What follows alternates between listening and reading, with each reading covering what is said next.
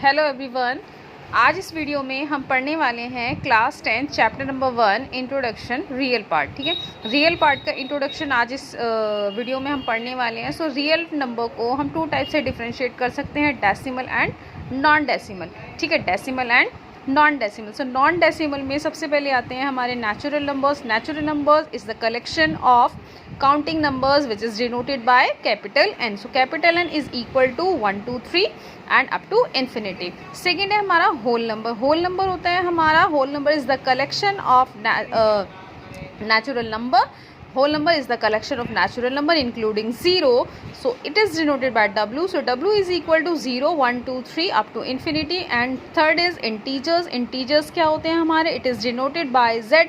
सो Z से उसको denote करते हैं and it is the collection of negative and positive natural numbers including 0। इसको रिप्रेजेंट करते हैं Z से एंड इसको सेट की फॉर्म में हम इस तरह से यहाँ पे रिप्रेजेंट करते हैं।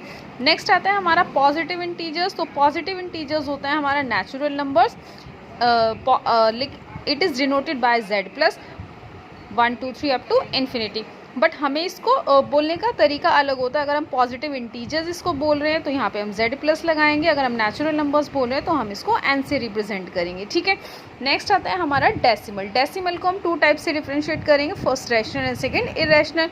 रैशनल भी हमारा टू टाइप्स का होता है, फर्स्ट टर्मिनेटिंग एंड सेकंड होता है हमारा नॉन टर्मिनेटिंग। टर्मिनेटिंग होता है हमारा जैसे कोई भी नंबर है उसको हम डिवाइड कर रहे हैं, तो डिवाइड करने के बाद अगर हमारा रिमाइंडर यहाँ पे हमें 0 मिलता है तो इसका मतलब वो नंबर हमारा टर्मिनेट हो रहा है। जैसे हमने 1/2 को यहाँ पे 1 को यहाँ पे 2 से डिवाइड करा है तो यहाँ पे ये नंबर हमारा कम्प्लीटली डिवाइड हो गया, यहाँ पे रिमाइंडर हमें 0 मिला। So this is the terminating number. Second हमने 5/4 लिया तो 5 को हमने 4 से यहाँ पे डिवाइड किया है तो इसमें भी यहाँ पे हमारा जो रिमाइंडर होगा 0 होगा।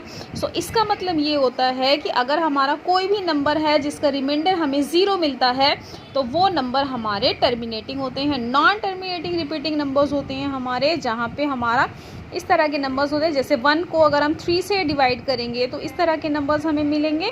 ठीक है, सो जब इस तरह का नंबर हमें यहाँ पे मिलेगा सो इसका मतलब ये नंबर हमारा रिपीट हो रहा है। रिपीट होने का मतलब होता है कि जो भी नंबर हमारा रिपीट होता है उसी के ऊपर हम यहाँ पे बार लगा देते हैं। ठीक है, थर्ड है हमारा इसी का ही एक और एग्जांपल है 20/3। तो 20 को अगर हम 3 से डिवाइड करेंगे so it will give us 6.6666 up to so on. ठीक है, सो डेसिमल के बाद जो भी नंबर हमारा रिपीट होता है उसके ऊपर हम यहाँ पे बार अप्लाई कर देते हैं। इसी तरह के हमारे और भी एग्जांपल्स हो सकते हैं। नेक्स्ट आता है हमारा इसी में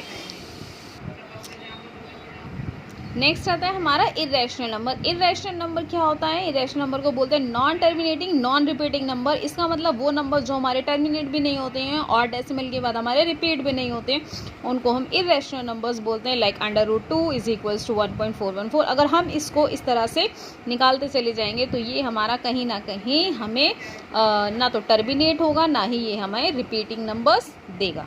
ओके, सेम √3 का भी यही है और √π का भी। और वो नंबर्स जो हमारे इन √2 से या स्क्वायर रूट से बाहर नहीं आ पाते हैं उन्हीं नंबर्स को हम इरेशनल नंबर्स बोलते हैं। ठीक है, सो आज की वीडियो में इतना ही। अगर आपको वीडियो अच्छी लगी हो सो प्लीज़ कमेंट करके बताइएगा। Thank you.